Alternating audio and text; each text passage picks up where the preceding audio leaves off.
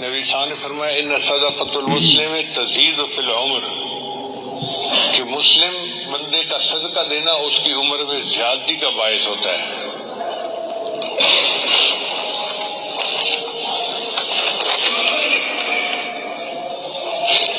پھر صدقہ انسان کے گناہوں کو مٹا دیتا ہے۔ نبی صاحب نے فرمایا الصوم جنہ، روزہ ڈھال ہے، والصدقۃ تطفئ الخطیئۃ کما یطفئ الماء النار، اور جس طرح پانی آگ کو بجھا دیتا ہے اس طرح صدقہ انسان کے گناہوں کو مٹا دیتا ہے۔ پھر صدقہ مصیبتوں کو ٹالتا ہے۔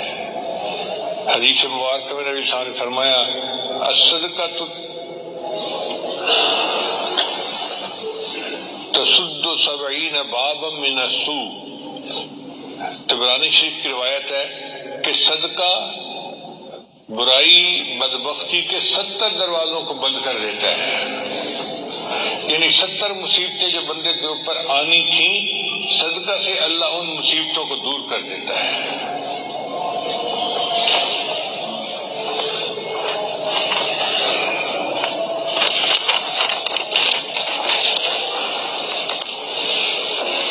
ایک بہت بڑا انعام کہ صدقہ انسان کو بری موت سے بچاتا ہے۔